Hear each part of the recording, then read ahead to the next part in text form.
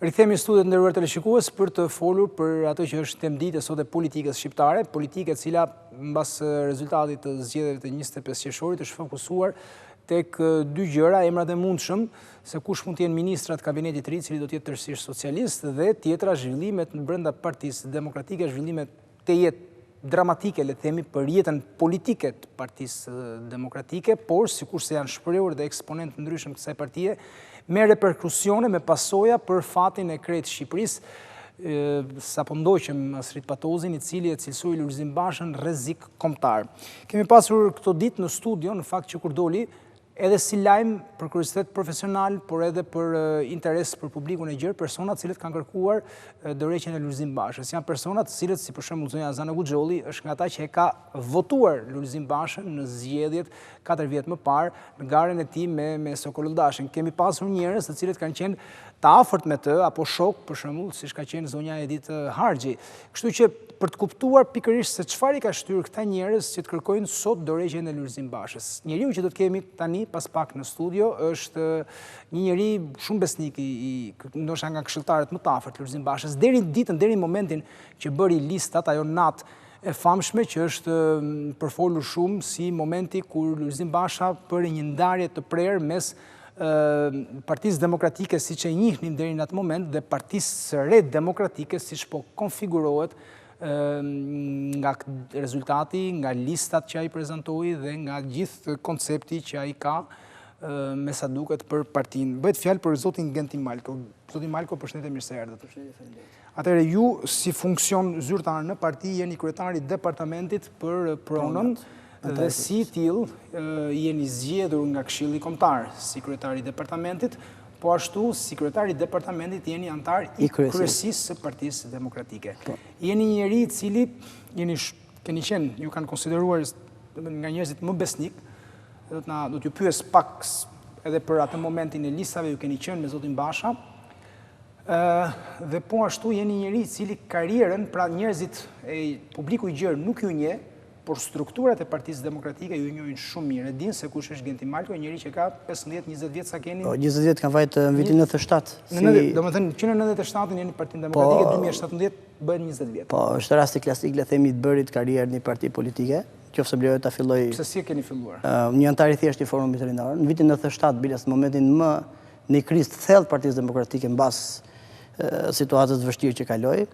Unë jam antarësuar në atë kohë në Partinë Demokratike, më pas jam bërë nën kryetari i Forumit Rinor, më pas kryetari i Forumit Rinor Tiranës për 2 mandate deri vitin 2000, më pas jam bërë anëtar i kryesisë Partisë Demokratike deri ka Tiranë, një ndër sekretarët e saj, më vonë anëtar i Këshillit Kombëtar të partisë me radhë derisa në vitin 2014 kur bën riorganizimi i partisë. Jam zgjedhur dhe anëtar i Këshillit Kombëtar dhe anëtar i kryesisë qendrore të Partisë Demokratike. A mund të thuhet, është domethënë korrekte të thuhet që keni pasur role sekondare në parti, keni filluar që nga rolet e 4 fare terciare, anëtar i thjeshtë, bazë. Keni vajtur deri në pozicione sekondare dhe në një pozicion parsor, pra anëtar i kryesisë Partisë Demokratike, ju afroi zoti Basha me formulën e tij që krerët e departamenteve do të ishin njëkohësisht dhe anëtar të kryesisë. A është korrekte të thuhet kjo? Atëherë nëse po, në fakt e kuptova pyetjen, doni të thoni që ishte zoti Basha që më dha shansin për të konkuruar për të kryer departamentet dhe për të bërë pastaj pas anëtar i kryesisë. Po, tek e fundit votën ju ata këshilli, po. Kjo ishte, jo, nëse kjo është logjika, unë mendoj që mund ta interpretosh edhe kështu, por besoj rasti im është rasti i njeriu i cili ka bërë një karrierë 20 vjeçare në parti dhe duke qenë se kishte një njoftje të gjerë me strukturat e partisë dhe një kontribut të njohur masivisht, besoj që ka qenë një pozicion i merituar për hir të kontributit më shumë se sa për njerëz. Pozicioni ka qenë i merituar, po afërsia me Lulzim Bashën si erdhi? Afërsia, okay, kjo ka një shpjegim tjetër. Atëherë le themi vitin 2013 mbas humbjes thellë që psoj demokratike, ishte dramatike. Ajo që konsideroi problemi më madh në Partinë Demokratike ishte gjetja e një personi të përshtatshëm apo një lideri i cili do ta merrte përsipër ringritjen e kësaj force politike. Në 2013 një parantezë, ju keni qenë për Lulzim Bashën apo për Sokolulldashin? Jo, absolutisht, këto janë gjëra nuk ka çfshet në historisë është publike. Jo, ju thoni dihet, mund ta dinë strukturat, po ta di publiku, po diskutim. Unë kam qenë një nga njerëzit mbështetësit, le themi, më të devotshëm, nëse mund të përdor këtë fjalë, zotit Basha, kam besuar thellësisht që zoti Basha ishte njëri më i përshtatshëm për atë moment për të bërë drejtuesit apo përqendrëtari i Partisë Demokratike dhe për ta ngritur forcën cilën ai përfaqëson, forcën e Partisë Demokratike ku aderonim gjithë, për ta risjellë dhe njërë pushtet. Do me thënë ju për shembull po marr, sepse e ka thënë publikisht tek ne dhe kërkojnë ndjesë zonjës që e përmend prap, po për shembull ju nuk jeni si Suzana Goxholli, e cila tha nuk kisha nevojë të më thoshte Sali Berisha për këtë votoja, sepse e kuptoja në sy Sali Berishën, unë punoja së kohë me të dhe e kuptoja në sy se kush ishte i preferuar Sali Berishës. Ju e votuat për Lulzim Bashën, jo pse ishte i preferuar i doktorit, por sepse ju besuat tek Lulzim Basha. Atëherë unë duhet jemi sinqert, sepse është shumë e rëndësishme kjo pjesë dhe miqtë e mi në parti e din shumë mirë, le të themi qëndrimin tim që në atë kohë. Nëse do të diskutojmë cili ka qenë preferenca e zotit Berisha në atë kohë, unë kam një bindje personale që zoti Berisha ndoshta ka pas një preferencë për zotin Basha. Nëse ka ndikuar zoti Berisha. Jo, sigurisht për veten time po flas. Qartë. Domethënë, po e them në mënyrën më absolute. Jo. Absolutisht, ka qenë një bindje e brendshme, do ta them. Ka qenë juaja në raport me Lulzim Bashën. Ka qenë një bindje e brendshme absolute që zoti Basha përfaqësonte më të mirën asaj që kishim ne në atë kohë aty, për të ringritur, për të organizuar, për ta sjellë Partinë Demokratike dhe një herë le të themi nivelin e kërkuar për të përgati për ta në pushtet mas 4 vjetësh. Kushdo që sheh sot njerëz që dalin dhe kërkojnë dorëheqjen e Lulzim Bashës, bën besoj dy pyetje.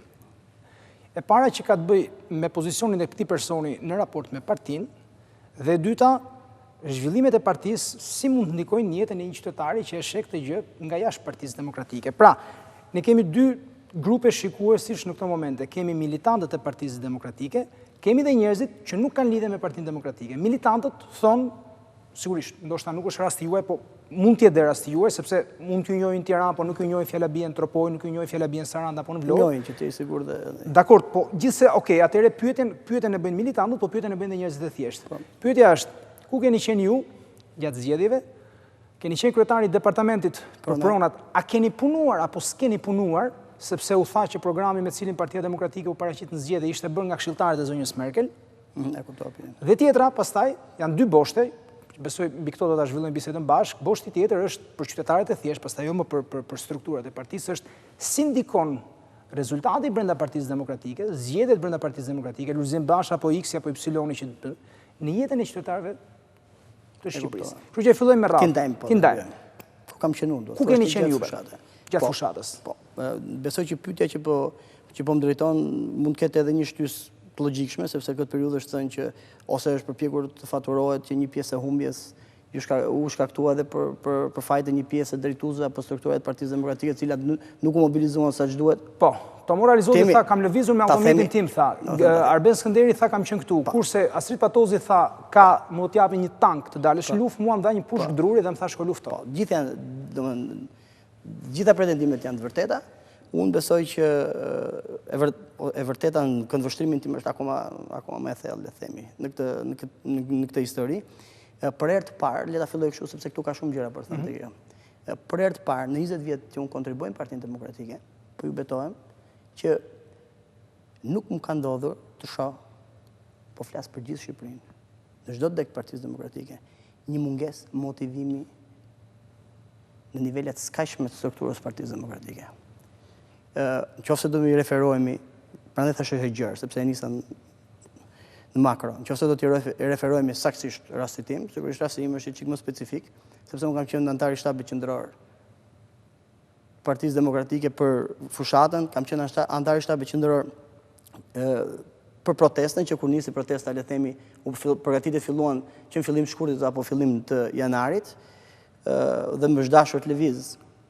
Kush na shef dhe nëse ata që na ndjekin janë drejtues Partisë Demokratike apo militant Partisë Demokratike në përdeg, e din shumë mirë që kam qenë duke filluar Has, Tropoj, Kukës, Shkodër, Lesh, Puk, Vavidejës, Durrës, Fushkëruj, Kruj, Ersek, Korç. Pra, nëse flitet për mua, po kjo më duket e rëndom që diskutoj ku kam qenë unë për këtë, sepse aty në Partinë Demokratike duke filluar nga shoqëruesit e zotit Basha, sekretarët, portieri, rojtari apo kushdo tjetër, e di mirë kush ka qenë. Keni parasysh që nuk ju njeh publiku gjë, kështu që japim përgjigje edhe kërshërisë dhe pyetjes që bëjnë publiku gjë. Po e shpjegoj, po kjo s'është përgjigje thelbësore dhe ajo përgjigje që duhet marrë publiku për të kuptuar se çfarë ka ndodhur. Jo, se do t'ju pyes se ju sapo thatë që kishte edhe mungesë motivimi, kështu që ta sqarojmë pozicionin tuaj dhe pastaj flasim edhe për. Atëherë nëse flitet për pozicionin tim, padyshim që edhe kundërshtarët le themi më të mëdhenj që mund të kem në këtë moment, Pa diskutim, askush nuk ka argument, askush nuk ka një fjalë për të thënë. Pra askush nuk mund të thotë që Genti Malko nuk është marrë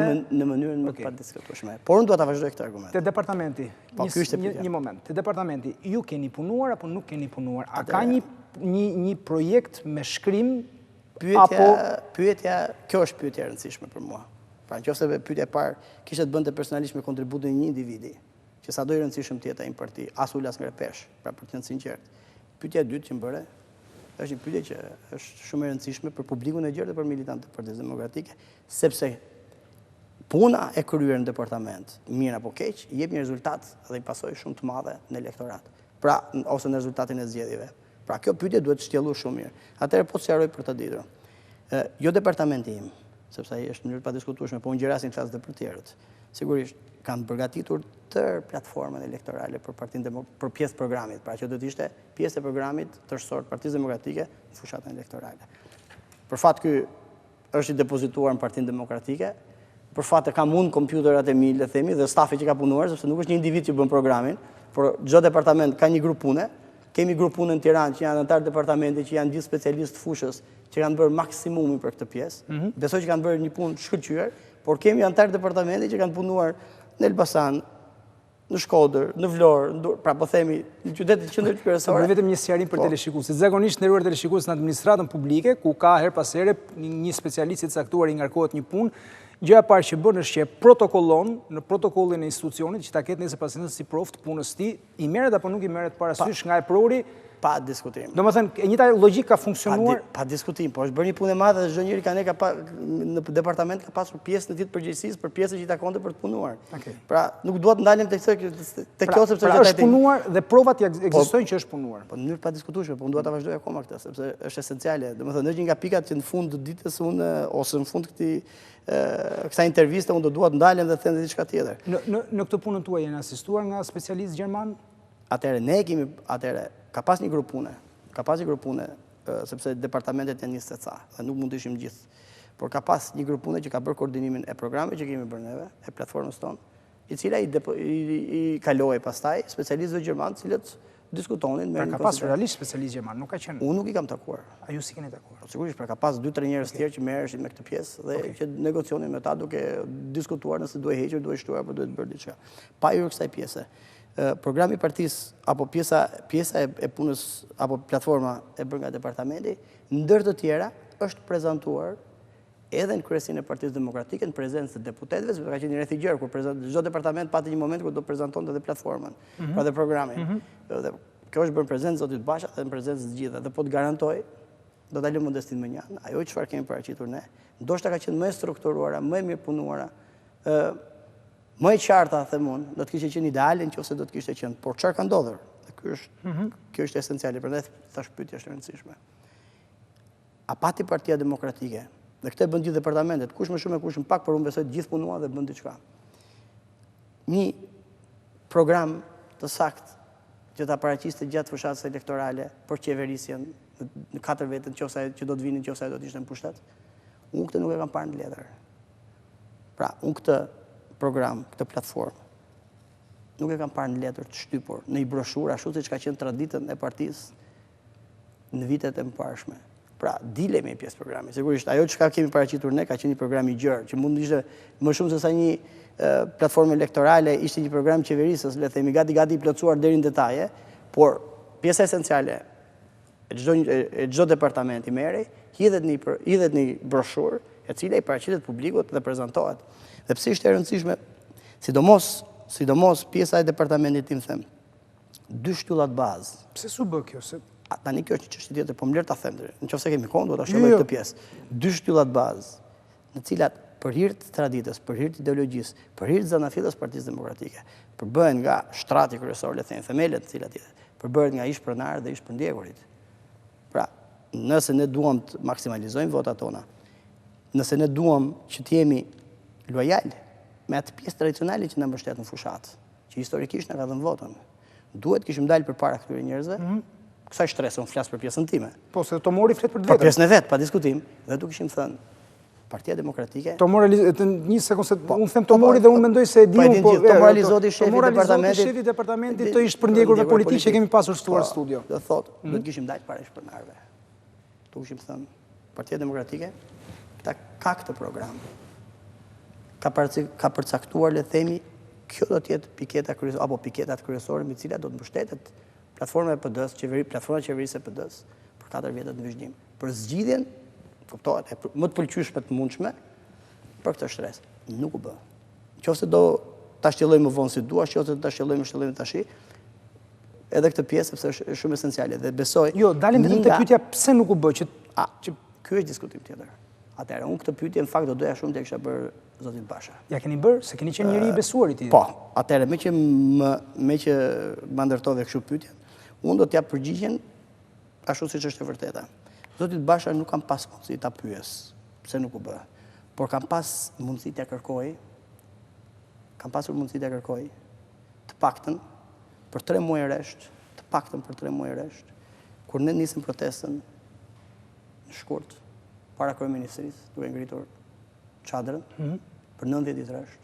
Dhe në atë çadër, nëse ju mbani mend, çdo ditë, 2 herë në ditë, zhvilloheshin takime me grupe interesi, me intelektual, pedagog, me qytetarë të ndryshëm, për ekonominë, për çdo fushë. A keni parë të zhvillohej në 3 muaj rresht një takim me ish-pronarët për të shpalosur pikërisht këtë program? Atëherë, nëse do më referojni mua personalisht, unë kam bërë takime në qytete. Një pyetje jo, që mos të largoni. Ja kam kërkuar 5 herë. Po çfarë ka thënë? Për cila ka qenë? Ja kam kërkuar zotit Basha. Çfarë ka thënë? Po të lutem, ja kam kërkuar zotit Basha 5 herë. Mendoj që ka ardhur koha që duhet bëjmë takim me ish-pronarët. Me ty, sepse je kryetari i partisë. Unë e kam bërë në rrethe. Mediat lokale kanë shpalosur, ajo është bërë me familje ish-pronarësh dhe me shoqata e ish-pronarëve që i përkisin zona ku kemi qenë. Kanë qenë takime shumë të mira. Nëse ta bëjmë në Tiranë, nëse ta bëjmë pikërisht në vendin ku ne pretendojmë, që do të ngrejmë zëri dhe do të shpalosim platformën, sepse ishte koha që po i bëheshim gati për të rënë në fushat, sido që ishte, ishim shumë afër zgjedhjeve. Ky i takon kryetarit të partisë. Do të jesh ti që do të përptosh, jo unë, qëndrimin që do të mbash në raport me pronën. Sigurisht ka marrë përgjigje që do ta bëjmë Gent, do ta bëjmë. PR-i i partisë bën të agjendën, le themi, dhe përfundoi që nuk u bë. Tani do më duhet mua t'ja pakritëm bisedës. Po, okay, në rregull, po kjo është e rëndësishme sepse kjo është mesazhet që po më vijnë janë që domethënë njohuritë tuaja për partinë janë kaq të gjëra sa që ne mund të rrim dhe po kuptoj edhe nga mesazhet ne mund të rrim bashkë edhe një orë tjetër përveç orës parashikuar. Po t'japim pakritëm atëre. Ju ka dhënë këtë përgjigje do ta bëjmë, nuk e bëri. Në analizën tuaj sot post factum, mbasi ngjarjet ka ndodhur dhe ju jeni në këtë pozicion që jeni. Nuk e bëri sepse neglizhoi apo nuk e bëri për një arsye tjetër sepse ishte demagogji. Ky është hamendësim. Ja, unë nuk marr përsipër t'jap përgjigje, duke u përpjekur të kuptoj se çfarë ka një njeri në mend. Pra kjo do të ishte hipotetike në çdo rast. Dakor. Unë do të them faktin. Çështja është që nuk u bë. Nuk u bë o për neglizhencë ose pa aftësi të atyre që bënin PR-in e partisë. Pra po themi bënin agjendën e partisë aty. Por shqetësimi i kryetarit të partisë, m'fal, këtë dua ta them. Dhe kjo është e pafalshme për zotin Basha. Nëse kryetari i partisë nuk ka në fokus grupet e interesit, grupet e mëdha të interesit që në fund ditës janë hambari votave që vinë për Partinë Demokratike. Ky është gabimi i zotit Basha. Qoftë neglizhencë, qoftë e vullnetshme, qoftë e pavullnetshme, çfarëdo qoftë, dhe ka një kosto. Ka një kosto sepse ish-pronarët, nëse nuk dëgjojnë që ti do bësh një pretendim qartë, cila është arsyeja që do vinë të votojnë. Ne themi 200.000 vota ikën, më pak për Partinë Demokratike. Unë jam i sigurt që aty ka ish-pronar, ka ish persekutuar, që nuk dëgjuan shumë të flitej pikërisht për këtë. Domethënë marrim rastin më të mirë ka qenë neglizhencë. Domethënë nuk po shohim skenar që e bëri Kastile se kishte tjetër. Mund ta them këtë, kjo është marrim më minimalen, pra neglizhenca është më minimalja e mundshme. Por kjo tregon që të paktën ti se pas ke pasur prioritet, se po ta kishe prioritet. Kjo është edhe listë që bën juve, po unë besoj që është, unë mendoj që është në rastin më thjesht atëherë, ju e shtruat, le themi. Po e ula fare. E ule pra, dyshemend vendose ti. Për mua është dhe më poshtë akoma, edhe më poshtë se kaq. Sigurisht në rastin më të keq, vjen të keq ka them, por është dhe pafsi. Pa le themi. Jo. Po i qëndrojmë kësaj. Në rastin më le themi që do marrim rastin maksimum. Unë nuk e di se çfarë është, por po them, në rastin më të keq është pafsi. Prioritetet duhet të ishte në mënyrë absolute sepse këtë bësh. Pra Partia Demokratike që për paftësi, për skenar, për çfarë të duash, nuk e ka përparësit veten dhe nuk e trajton në mitingun e vet të madh, në mitingun e vet disa ditor, 3 mujor, në protestën, jo mitingun, protestën e saj 3 mujore çështjen e Nuk e dha rëndësi fare. Nuk e dha rëndësi fare. Do them një fakt dhe ta mbyll këtë pjesë. Atëherë, po them vetëm një rast. Dhe pastaj le të gjykojmë ose le ta gjykojë publiku çfarë ka ndodhur. Ka ndodhur që kemi bërë aktivitete shumë të mira, flas, me shpronarët. Në qendër qarqe është dhaja, nuk i përmend për të qenë korrekt, domethënë edhe me njerëzit. Dhe i kam kërkuar zyra shtypit partisë. Jepini aktivitetin. Jepini sepse është shumë e rëndësishme. Nuk është dhënë. Jam detyruar dërit e zotit Basha të them, nuk mund të ketë blok një aktivitet kaq i rëndësishëm me shpronarët në qytet të madh të Shqipërisë. Kur bëhet fjalë për një le të themi çështje kaq të thjeshtë. Nuk ka thënë do të komunikojmë me zyrën e shtypit, ka komunikuar me zyrën e shtypit për vërtetës dhe ka marrë përgjigjen që zyra e shtypit ka thënë po na ka marrë kryetari që duhet ta japim, se kanë parë tjepet. Po të perifrazonim kryeministrin, i bie që pas ka qenë rrumpall, sipas kryeministrit. Në një farë mënyre, po të ndalojmë që s'do mbarojmë deri nesër, se unë jam i sigurt, por një farë rrumpalle në mënyrën se si u bë agjenda e 90 ditëve në çadër, ku t'ju dha prioritet për të folur, cilat ishin aktivitetet që duhet kishin prioritet, sigurisht. E megjithatë, tani këtë e them si vëzhgues i jashtëm i Partisë Demokratike, si gazetar, kam përshtypjen, por dhe nga perceptimi që kam marrë nga njerëz, çadra e krijoi një frym. Pra, nëse do të flasim për 4 vitet e Partisë Demokratike dhe do doja t'ju pyes sepse ju njihni strukturat. Dhe shumë shpejt, sepse nuk ndalemi dot në detaje shumë, po strukturat e partisë ç'e duan, nuk arriti partia të ristrukturohet apo jo? E bëjmë po apo jo? E ke fjalën gjatë 4 vjeçarit. Gjatë 4 vjeçarit drejtimi i Lulzim Bashës. Po apo jo është pa diskutueshme që është jo. Jo, por nuk arriti të strukturohet. Unë do ta them një fjalim të gjatë këtë pjesë. Domethënë ka pasur një paaftësi totale duke filluar mbas 2013-s në vazhdim për të kuptuar se cilat ishin prioritetet për të bërë një strukturë të fortë Partisë Demokratike, madje deri aty ka pas koncept. Kjo erdhi sepse Lulzim Basha vendosi atë kriter që kush ka humbur në 2013 duhet largohet? Pra duke hequr njerëz që kishin kontribute? Kush ka humbur në 2013 duhet largohet, ishte pjesë e paaftësisë për të kuptuar dhe për të njohur mirë mentalitetin e një partie politike. Unë besoj që po. Ishte i defekt, por po them... Ishte paaftësi për të njohur, apo ishte e qëllimshme për të pastruar strukturat dhe për të zëvendësuar... Dgjoj, ne kemi diskutuar në rreth të gjërë njerëzit gjithë të periudhë, kemi pas shumë debate dhe diskutime, dhe në mes diskutimeve shumë të që unë kam pasur me kolegë të mikë që njohin partinë mirë, le të themi. Më vinte gjithmonë në mend një shprehje dhe e thoja, të merrnim strategun më të mirë politik dhe t'i thonim, bëj variantin më të keq të mundshëm për ta organizuar ose për ta prishur një parti politike, për ta çuar të marrë një rezultat shumë të keq në fushatë elektorale, në zgjedhje elektorale një parti politike, nuk mund ta bënte më mirë se kaq.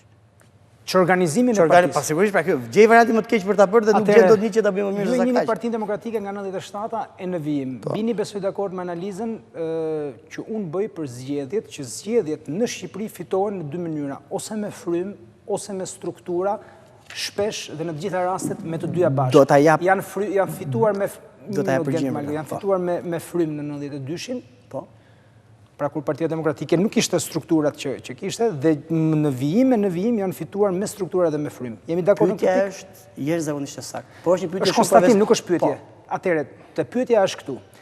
Strukturat nuk i kishit sepse strategun më i mirë po të kishit marrë, nuk do t'ju atë çorganizonte partinë më mirë nga çfarë çorganizuat juve. Bindshëm e them këtë pjesë. Juve thatë një konstatim pak më parë që kishte nivelin më të ulët të frymëzimit në zgjedhjet e 25 qershorit.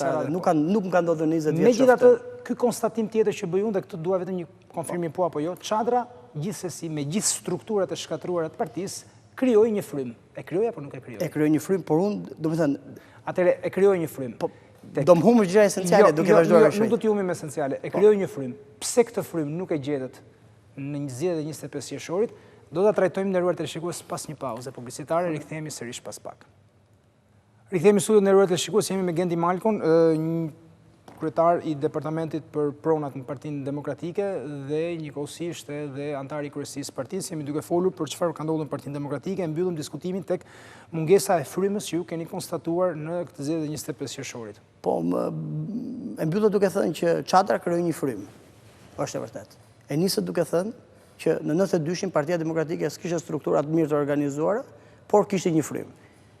Zgjedhjet, flas mbas të eksperiencës time, besoj nuk është e vogël. Fitohen ose nuk fitohen kur vetëm me frym, përjashton rastin e ndryshime shumë të mëdha politike në një vend, siç ishin ndryshimet e 91-shit. Pra, kur 80-70% e popullsisë, çdo që di bashkëtisë të mbyt edhe të kthen, dhe nuk fitojnë kur vetëm me strukturë. Që të fitosh një palë zgjedhje, një parti politike, do të jetë shumë e qartë, të krijojë frymën, por të ketë gjithë aparatin partijak, të aftë, të motivuar për të menaxhu gjithë dhe të administrojë gjithë procesin zgjedhor për të maksimalizuar votën. Nuk fitohen as vetëm me frymë në kushte normale, as vetëm me strukturë, por me të dyja bashkë kur janë nivelin maksimal apo nivelin e kërkuar. Çfarë na mungoi? Atëherë të jemi këtu. Krijuam një frymë çadër, e prishëm në fund, demotivuam strukturat pikërisht në fund. Pra, në momentin e fundit... Struktura një pjesë mirë cilave se kishit po thyse fare. Jo, nuk mund ta them kështu. Atëherë dua të them një gjë. Dua të them një gjë. Dua ta them ta sqaroj këtë pjesë. Sepse kur themi skemi struktura... Në Durrës, por shumë në Durrës, degën e keni komplet përçarë. Po jo, sepse... Në Dibër po ashtu. Po jo, s'është ashtu. Sepse, okej, dakor. Nëse themi nuk kemi strukturë, do thotë që ti nuk ke më njerëz. E ke të çorganizuar. Ky është diskutimi. Ky është diskutimi. Pra, më po them, demokrat ka ja të gjithë vërdall na dëgjojnë. Demokrat ka të gatshëm që të përballen me qeverinë. Problemi që ndrosh që ti duhet gjesh mekanizmin. Ti strukturosh, ti motivosh. Detyra e një lideri të mirë, përpara se të futet në një garë elektorale, unë po e them në një betejë, një administrator i mirë politik, sepse lideri sigurisht ka cilësi të tjera, do të ketë dhe vizionit, po s'po merrem me këtë pjesë, merrem me pjesën e administrimit politik. Sigurisht duhet jetë i aftë të motivojë, të krijojë një sinergji, të ngrej strukturat të nivelin e kërkuar për të qenë të gatshme për tyre. Kjo nuk rezulton. Pse u prish fryma çadrës që krijoi? Çfarë e prishi? Në fakt, tërësia e vijimit të çadrës, le themi, e 90 ditëve krijoi një frymë në opinion, krijoi një çarje në parti. Një pjesë, po kështu s'dua të merrem me këtë pjesë sepse ndoshta koha s'na det. Shumë shkurt dhe me shumë ritëm. Po sigurisht, një pjesë e preferuar, le themi, e kryetarit, po e quajmë kështu, menaxhoi, bëri PR-in, bëri agjendën, bëri gjithçka. Përjashtoi një pjesë të rëndësishme të partisë nga aktivizmi politik në çadër, nga promovimi, dhe u tentua që të promovoheshin 2 apo 3 apo 5 persona të cilët mendojnë që në vend do të ishin kandidat për deputet apo do të ishin njerëzit e rëndësishëm. Dhe kjo u kuptua pikërisht kur bënte listat pastaj. Por kjo e krijoi një çarje të madhe. Çarja e dytë erdhi me bërjen e listave. Po listat janë pika kulmore, duhet me thënë këtë pjesë. Pra, kemi një proces në 4 vjet që nuk arritet ta konsolidoj partinë, ta bëj një parti strukturuar mirë. Dhe kjo u tregua me rezultatet elektorale të çdo palë zgjedhje që janë bërë mbas 2013-s. Në mënyrë të padiskutueshme, nuk arritëm. Pavarësisht problemeve, se kemi pasur probleme të denoncuara në media në Korçë, në zgjedhje pjesëshme për bashkinë e Korçës në nëntor kur u bën të 2013-s. Kemi pasur probleme të denoncuara në 2016 në zgjedhjet e Dibrës, bashkisë pa minimizuar këto. Pra nuk kemi thënë, unë nuk mund të them kurrë që pushteti nuk ka përdorur parat, nuk ka përdorur presionin, nuk ka përdorur dhunën. Kjo është e padiskutueshme. Por Partia Demokratike ka qenë në njëjtat kushte edhe mbas 97-s. Pra, kemi të qartë, ka arrit fitoj. Zgjedhjet 2001-shit, po të mos kishte ndodhur dushku apo në një histori tjetër, Partia Demokratike ishte fituese. 4 vjet mbas atij revolucioni po e quaj që ndodhi. Në 2015 mos hym ka gjatë historisë, në 2015 u shpartalluat praktikisht. Pikërisht pra. Domethënë 2015 pati një sër gabimesh. Unë di të them që Partia Demokratike nga viti 2013-2014 deri në vitin 2017, nga pikpamja e menaxhimit të brendshëm, administrimit, nuk arriti kurrë të krijojë një strukturë solide. Çdo thotë, duhet kesh të menaxhosh, detyra e një lideri është të menaxhojë në mënyrën më të mundshme gjithë burimet njerëzore që kanë në dispozicion. Nëse nuk menaxhohen mirë, përjashton një rast përjashtimor, po themi, pa diskutim, defektin më të madh apo përgjegjësinë më të madhe i mbetet atij që drejton për këtë pjesë. Ai është garanti i kontributeve të gjithëve. Ai është vendosësia e ekuilibrit midis palëve të interesit të parti, faktorëve apo të tjerëve. Kjo s'u arrit bëhet. Pra, përsa i përket strukturës. Vinte listat, të cilat ju thatë ishin ato që ishte pika kulmore e prishjes krejt frymës që çadra krijoi deri diku e krijoi. Ju keni qenë me Lulzim Bashën deri natën e fundit? Unë kam qenë prezent aty, por duhet të them që unë kam qenë prezent, por nuk është se kam parë listat, pra do të jem i sinqert. Listat sipas kush? Okej, listat nuk sipas kush. Kush ka qenë prezent Partisë Demokratike natën që janë bërë listat? Kë keni parë ju? Prezent aty, atëre, tani këto detajet të parëndësishme besoj. Aty gjithkohës ka pasur njerëz, po. Po sepse ka një... Kryetari ka qenë zyrë, ka negociuar me aleatët, ka negociuar, pa diskutime, ka qenë pjesë negocimit. Nuk është ky problemi me kë ka qenë. Problemi është si u vendos lista. A është vërtet që ka pasur gjatë negociatave për shembull me Fatmir Mediun, Partinë Republikane, ka pasur në krahërit Van Boden? nuk e di këtë fakt. Këtë fakt nuk e di. A është vërtet që familjarët kryetarit kanë qenë Partinë Demokratike natën që janë përgatitur listat? Atëherë duhet të themi që... Janë akuza që kanë dalë nga Partia Demokratike. E kuptoj. Të qenurit e familjarëve, pra do thotë, të qenurit e një antarit familjes në Partinë Demokratike, nuk do thotë se kjo ka të bëjë me listën. Pra për qenë sinqert, unë nuk di të them një gjë të tillë. A janë marrë në një nga familjarët e kryetarit partisë, le themi me fushatën që bëjnë atë kohë duke qenë pjesë e shtapit, pa diskutim, po kjo ka ndodhur edhe kur ka qenë Berisha. Pra le themi, djali ish kryetarit Partisë Demokratike ka qenë antar i forumit rinor kur unë isha kryetari i forumit. Domethënë ishte një nga aktivistët më të mirë që kisha gjiste me mua parrullat, po nëse do flasim kështu. Kur i pat listat? Pra ju keni qenë se unë kam parë listat në orën 1:30 natës kur janë shpallur në media. A 1:30 natës kur janë shpallur në media? Po, i kam parë listat në 1:30 natës. Nuk i pat para prakisht. Jo, dhe këtë garantoj se ka parë askush. Pra mbindjen time s'ka pas kush i shofi sepse duke qenë prezant aty duke e parë hynin ditë njerëz pas 20 ditësh se ç'kishte lista në tavolinë. Unë besoj. Lulzim Basha ka bërë listën i vetëm? Unë besoj që lista e Lulzim, nëse flet në planin institucional, pa diskutime i ka bërë vetëm 100%, sepse do kishim mbledh kryesia. Jo, institucional, nuk flas vetëm institucional, flas kush ka qenë, s'ka rëndësi. Individ, domethënë e ka bërë vetëm apo ka pasur persona të tjerë. Institucionale dim që do të kjo është e parëndësishme. Domethënë duhet të pyetje, le të themi, më fal që kjo është e parëndësishme. Nëse dikush ka pas akses për të dikun në listë, nuk ka qenë domosdoshme të vitë rinë zyre të flasit, dikush komunikon me telefon, me WhatsApp, me gjë tjetër. Pra nëse i referohesh kësaj, thënë nuk është argument për të marrë. Cili ishte reagimi juaj kur pat listat? Kjo është, domethënë, është pyetje shumë e mirë. Duhet se mund të harroja ta thoja këtë, por është esenciale. Unë nuk e dija ç'po ndodhte me listat. Për hir të vërtetës, dija që unë nuk isha në listë. Pse nuk ishit në listë? Domethënë ju nuk jeni nga ata që kanë konflikt interesi që thonë prisat isha në listë. Jo, fare. E kisha çliruar zotin Basha edhe nga kërkesa për të qenë deputet për hir të vërtetës. I kishit vajtur ju, kishit thënë mos më vësh deputet. E kishin bërë, domethënë ai nuk ka asnjë lloj detyrimi dhe asnjë lloj përgjegjësie në raport me qendrin apo mos qendrin tim në listë, sepse unë ambiciet e mia ishin të qarta në një drejtim tjetër, le të themi, kjo është e parëndësishme për të diskutuar këtu. Jo, është e rëndësishme sepse për shembull publiku që është jashtë Partisë Demokratike thotë ky pas ka një natë ose nuk ka një natë. Në mënyrë absolute dhe kujtohet për shembull zonja Susana Guxholli, e cila tha edhe unë kam kërkuar 4 muaj përpara mos më vënë në listë edhe pa ditur se ç'do bëj. Është e vërtetë. Por dhe unë kam qenë një nga njerëzit që s'kam pasur. Domethënë ju nuk jeni tek ta me konflikt interesi. Pritshmëria e tjerëve, po ta them, pritshmëria e tjerëve, njerëzve që më njihnin miqve drejtuesve të partisë, sigurisht ka qenë që unë mund të isha në listë. Okej. Dhe kur kam qenë pyetur për këto, ndoshta ata s'ma besonin gjithë, po i thoja, nuk është ambicia ime për të qenë deputet. Dhe kjo është. Kemi vetëm 5 minuta. Por me që më thekur pash listën, do të ta them. Sot, në beso çfarë po them. Sot jam i pozicionuar, jam të studio duke folur kështu. Kam firmosur një deklarat që kërkon dorëheqjen e kryetarit të partisë me grupin tjetër. Pikërisht sepse në orën 1:30 natës, kur pash listat, isha zgjuar, po prisja të shifja zgjuar. Kam qenë me ti me shoqe biles në shtëpi. Dhe kam parë listat. Jam ndier jashtëzakonisht keq. Jam i bindur dhe po ta them dhe këtë ndjeshmëri jam në mënyrë absolute e kanë pasur të gjithë demokratët militantët, antarët e partisë, ndoshta edhe më gjërë se u reflektuan në rezultat. Jam i bindur që një pjesë e reflektimit në rezultat ka qenë pikërisht për kësaj. Janë ndjerë në fjalën më të butë të mundshme që unë mund gjej, sigurisht, janë ndjerë zhgënjur. Nëse do përdorej një fjalë, nuk po them më të rëndë, po shkoja pak më ashtu siç vjen mos, sigurisht mund jenë ndjerë dhe tradhuar në një farë mënyrë. A çfarë u kuptua? U kuptua që Partinë Demokratike nuk ka sistem karriere. U kuptua që në Partinë Demokratike. Ndërkohë që jeni produkt të sistemi karriere deri më sot paktën. Sigurisht. Përpara se të ndodhte kjo pikthyrje. Sigurisht. Unë jam produkti pikthyrje. Po, jo do ta them.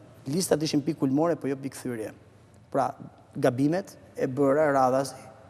Ne jemi udhëhequr në mënyrë shembullore, humbi mbas humbjesh. Pra duke filluar nga 2014, tash nëse do flasim shumë më pse të diskutimin. Domethënë ishte pikë kulmore e një drejtimi, ishte pikë kulmore e një drejtimi të keq. Ishte pikë kulmore, mua vjen keq. Do të them edhe gjë tjetër që të kuptojmë.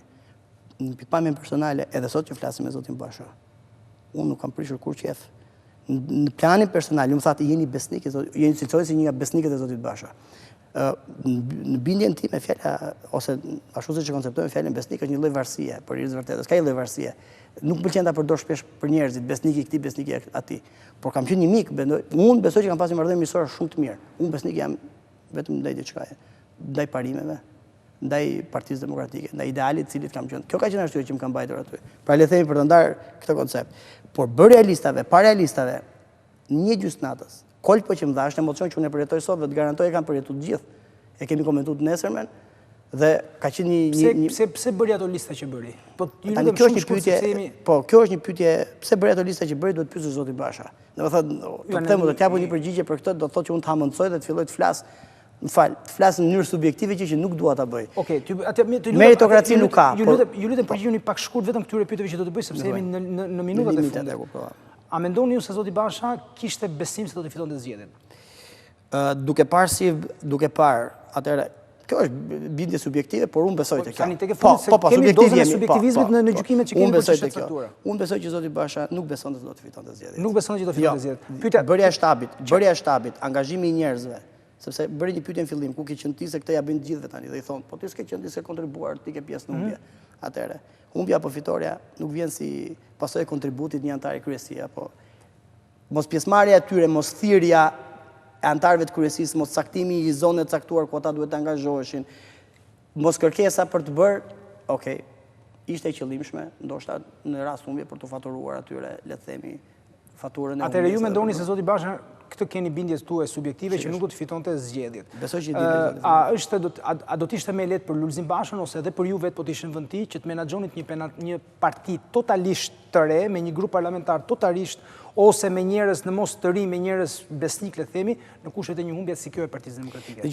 Zoti Basha e filloi me Republikën e Re. Ne s'kemi kohë, është fatkeqësi kjo pjesë sepse është tema shumë interesante. Republika e Re hoqi siglën e partisë, hoqi logon e partisë, hoqi simbolin e partisë. Edhe emrin e ka hequr. Dikur në website ka qenë PD.al, sot është demokratët.al. Atëherë për këto duhet ta pyesë zotin Basha ti, cila ishte ideja cila ishte strategjia për këtë. Por eksperiment e filloi PS-ja kështu, më fal do ta them edhe këtë. Pra kemi dy modele të ngjashme. E filloi PS-ja me rilindjen, ndroi ngjyrën, po i vajti shumë afër. Ne e bëm nga blu e bëm roz, kurse ata e bën pink. Ata e bën pink, ata ishin më afër. Por dy eksperimente, të paktën shkencat sociale, është e pamundur të prodhojnë rezultat identik. Pra, nëse në rastin e zotit Rama pati një rezultat, ai sot është në pushtet. Në rastin e zotit Basha, rezultati... Kemi rritur në fund, nuk e vazhdojmë më shumë të bisedë, vetëm një pyetje kam, në rast se mblidhet kryesia e partisë, e cila të paktën sipas statutit duhet mblidhet për të përcaktuar komisionin e çështjeve elektorale. Është shumë e rëndësishme edhe kjo. Nëse mblidhet javën e ardhshme apo ku e diun se po ne do të bëjmë një kërkesë të mblidhet shpejt për të vërtetës. Po nëse nuk mblidhet? Atëherë, kjo është një temë e madhe në vetë. Unë dua të fokusohem nëse më jep edhe 1 minutë kohë për 2-3 gjëra. 1 minutë është shumë, 30 sekonda. Atëherë 30 sekonda. Zgjedhja apo jo e zotit Basha në krye të partisë është gjëja më e vogël për cilën duhet të diskutojmë. Është fokusuar gjithë ditë, gjithë media tek i takon zgjidhet, si do zgjidhet procedura, statuti. Janë të parancishme. Ne kemi një problem shumë të madh. Partia Demokratike është në pikën e saj më të ulët. Është një moment për mua ka vdekje klinike. Pra do të përdor këtë term. Nëse zgjedhja e zotit Basha bëhet datë 22 korrik, me mënyrën se ai po tenton ta bëj, sigurisht atë ditë ajo ka vdekur. Partia tradicionale, partia 27 vjeçare, që ka brenda është ndërtuar me kontributin e 10 mijëra jetëve, ditëve, punë, djerës, sakrificë të jashtëzakonshme të militantëve të Partisë Demokratike nuk do të jetë kurrë ajo që është. Kështu që unë ç'është problem do të kishte kjo për qytetarët? Do të ishte një problem i brendshëm Partisë Demokratike apo problem kombëtar, sikur se thotë Asit Patosi? Atëherë Asit Patosi ka thënë që ai është një rrezik kombëtar, nuk mund ta them që ajo varet nga burimet e informacionit dhe mënyra se si nga cila premisa ai ndërton argumentin. Unë do të them që Basha i ka bërë një dëm të madh jo vetëm demokratëve, i ka bërë një dëm të madh popullit shqiptar, i ka dhënë të qeveriset, e la qeveriset, pra krijoi premisat për të qeverisur nga një majorancë absolute e majtë me të Ramët, që është e tmerrshme për në këndvështrimin tonë të majtot, është një histori tjetër. Pra, ja la shqiptarëve këtë barë të rënd, dhe përsa i përket demokratëve, sigurisht, odhin kosht plerave, po themi, kontributin e 4 vjetë dhe sakrificë të jashtëzakonshme, duke e çuar në pikën e saj më të ulët, duke rreziku, këtë po e them me bindje të plot, që nëse vazhdohet në këtë frym, ai nuk do të jetë Partia Demokratike. Kjo është arsyeja që jam unë këtu sot.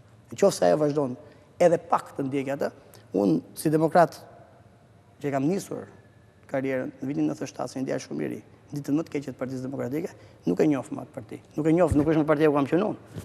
Nuk do të jem aty. Genti Malko, faleminderit që ishet me ne. Ne ruar teleshikues ishim me shefin e departamentit për çështjen e pronave në Partinë Demokratike, antar i kryesisë së partisë Genti Malko. Ju do të kaloni tani në një pauzë publicitare, do të jeni më pas me kolegen Mirela Milori. Unë ju falenderoj për vëmendjen tuaj, bashkë mirupafshim.